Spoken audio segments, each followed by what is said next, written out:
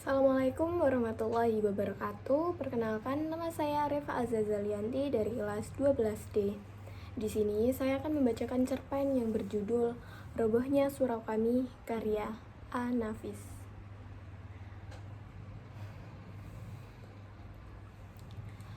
Kalau beberapa tahun yang lalu Tuan datang ke kota kelahiranku dengan menumpang bis, Tuan akan berhenti di dekat pasar. Melangkahlah menyusuri jalan raya arah ke barat, maka kira-kira sekilometer dari pasar akan sampailah Tuan di jalan kampungku. Pada simpang kecil ke kanan, simpang yang kelima, membeloklah ke jalan sempit itu. Dan di ujung jalan nanti akan Tuan temui sebuah surau tua.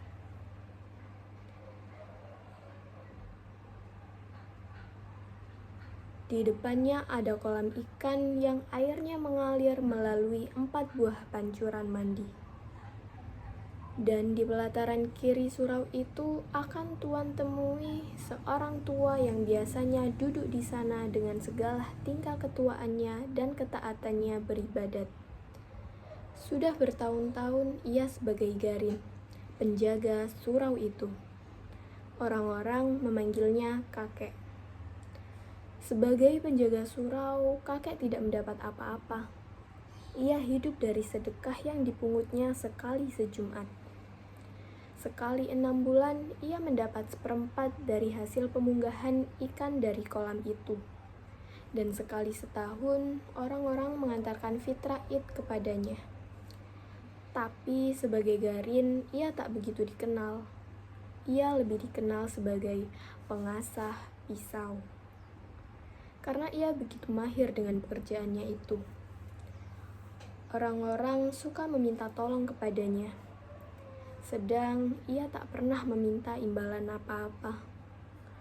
Orang-orang perempuan yang meminta tolong mengasahkan pisau atau gunting, memberinya sambal sebagai imbalan. Orang laki-laki meminta tolong memberinya imbalan rokok, kadang-kadang uang. Tapi yang paling sering diterima ialah ucapan terima kasih dan sedikit senyum. Tapi kakak ini sudah tidak ada lagi sekarang. Ia sudah meninggal. Dan tinggallah surau itu tanpa penjaganya. Hingga anak-anak menggunakannya sebagai tempat bermain, memainkan segala apa yang disukai mereka. Perempuan yang kehabisan kayu bakar sering suka mencopoti papan dinding atau lantai di malam hari. Jika Tuan datang sekarang, hanya akan menjumpai gambaran yang mengesankan suatu kesucian yang bakal roboh. Dan kerobohan itu kian hari kian cepat berlangsungnya. Secepat anak-anak berlari di dalamnya, secepat perempuan mencopoti pakuannya. Dan yang terutama ialah sifat masa bodoh manusia sekarang, yang tak hendak memelihara apa yang tak dijaga lagi. Dan biang keladi dari kerobohan ini ialah sebuah dongengan yang tak dapat disangkal kebenarannya. Beginilah ceritanya. Sekali hari aku datang pula mengupah kepada kakek. Biasanya kakek gembira menerimaku, karena aku suka memberinya uang. Tapi sekali ini kakek begitu muram.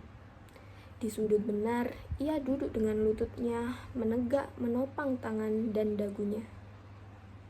Pandangannya sayu ke depan, seolah-olah ada sesuatu yang mengamuk di pikirannya. Sebuah belek susu berisi minyak kelapa. Sebuah asahan halus, kulit sol panjang, dan pisau cukur tua berserakan di sekitar kaki kakek. Tidak pernah aku melihat kakek begitu durja, dan belum pernah salamku tak disahutinya seperti saat itu. Kemudian aku duduk di sampingnya, dan aku jamah pisau itu. Dan aku tanya, "Kakek, pisau siapa, kek?" "Ajo Sidi."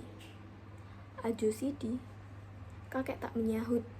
Maka aku ingat Ajo Sidi. Si pembual itu. Sudah lama aku tak ketemu dia, dan aku ingin kembali ketemu dia lagi. Aku senang mendengar bualannya. Ajo Sidi bisa mengikat orang-orang dengan bualannya yang aneh-aneh sepanjang hari. Tapi ini jarang terjadi, karena ia begitu sibuk dengan pekerjaannya.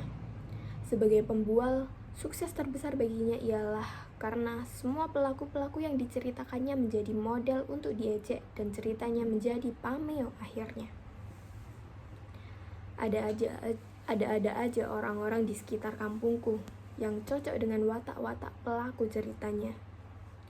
Ketika sekali ia menceritakan bagaimana sifat seekor kata, dan begitu pula ada seorang yang ketagihan jadi pemimpin berkelakuan seperti kata itu. Maka untuk selanjutnya, pemimpin tersebut kami sebut pemimpin kata. Tiba-tiba aku ingat lagi pada kakek, kedatangan Ajo Sidi kepadanya. Apakah Ajo Sidi telah membuat bualan tentang kakek? Dan bualan itukah yang mendurjakan kakek? Aku ingin tahu. Lalu aku tanya kakek lagi. Apa ceritanya, kek? Siapa?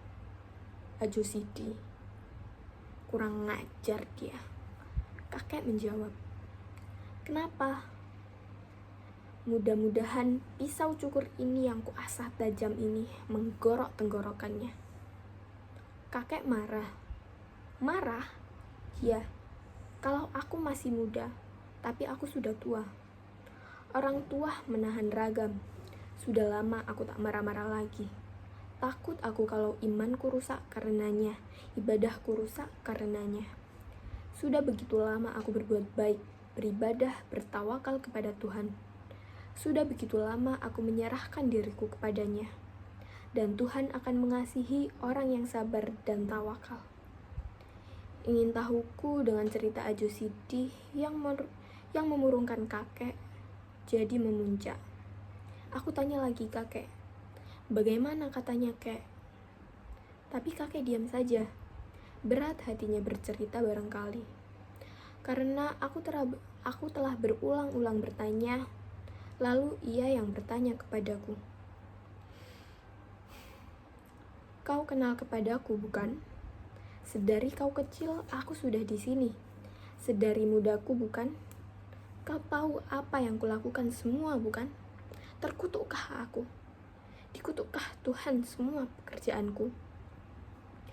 Tapi aku tak perlu menjawab lagi, sebab aku tahu, kalau kakek sudah membuka mulutnya, dia tak akan diam lagi.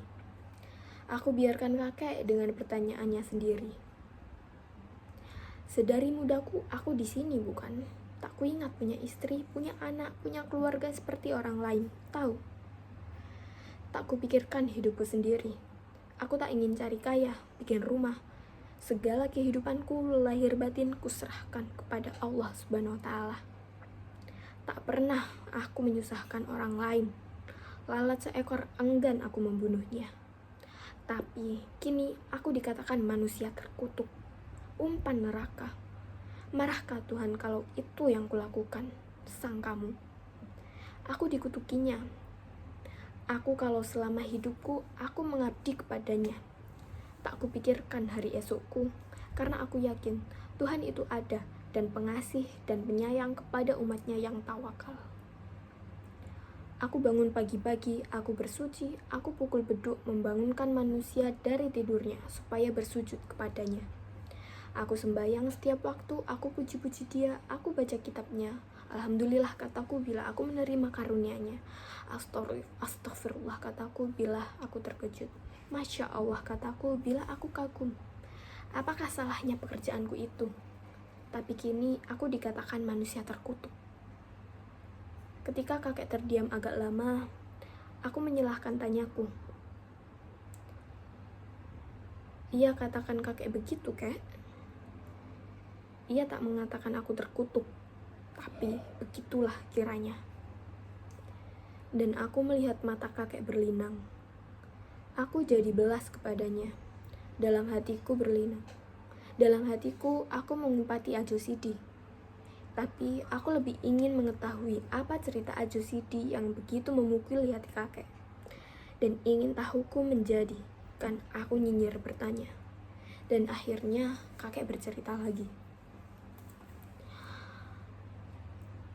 Tapi Tuhan bertanya lagi. Tak ada lagi. Oh, Tuhanku, aku selalu membaca kitab-Mu. Lain, sudah keceritakan semuanya, oh Tuhanku. Tapi kalau ada yang aku lupa katakan, aku pun bersyukur, karena Engkaulah yang maha tahu. Sungguh tidak ada lagi yang kukerjakan di dunia selain yang kuceritakan tadi. Ya, itulah semuanya, Tuhanku. Masuk kamu.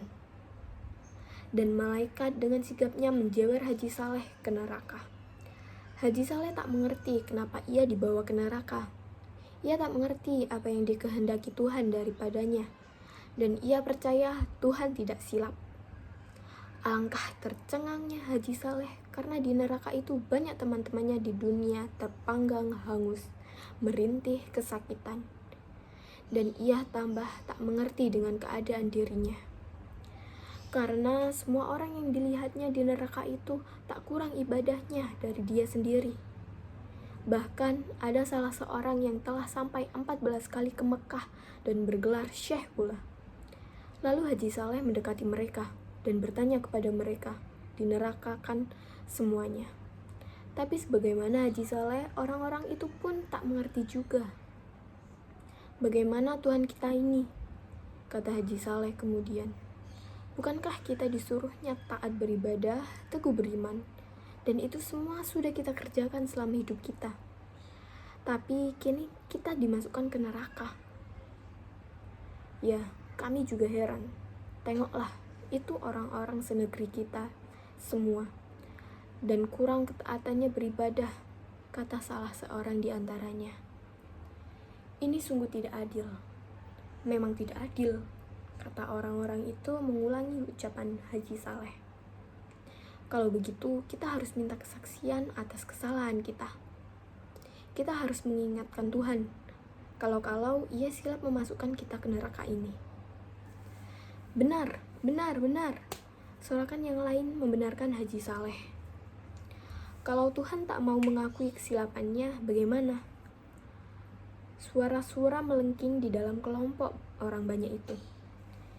Kita protes, kita resolusikan, kata Haji Saleh. Apa kita revolusikan saja? Tanya suara orang lain, yang rupanya di dunia menjadi pemimpin gerakan revolusioner. Itu tergantung pada keadaan, kata Haji Saleh. Yang penting sekarang, mari kita berdemonstrasi menghadap Tuhan. Cocok sekali. Di dunia dulu, dengan demonstrasi saja, banyak yang kita peroleh. Sebuah suara menyalah. Setuju, setuju, setuju. Mereka bersorak beramai-ramai, lalu mereka berangkatlah bersama-sama menghadap Tuhan. Dan Tuhan bertanya, kalian mau apa? Haji Saleh yang jadi pemimpin dan juru bicara tampil ke depan. Dan dengan suara yang menggelegar dan berirama indah, ia memulai pidatonya. Oh Tuhan, kami yang maha besar. Kami yang menghadap-Mu ini adalah umat-Mu yang paling taat beribadah, yang paling taat menyembah-Mu. Kamilah orang-orang yang selalu menyebut nama-Mu, memuji-memuji kebesaran-Mu, mempropagandakan keadilan-Mu, dan lain-lainnya. Kitab-Mu kami hafal di luar kepala kami. Tak sesaat sedikit pun kami membacanya. Akan tetapi Tuhanku yang maha kuasa, setelah kami Engkau panggil kemari,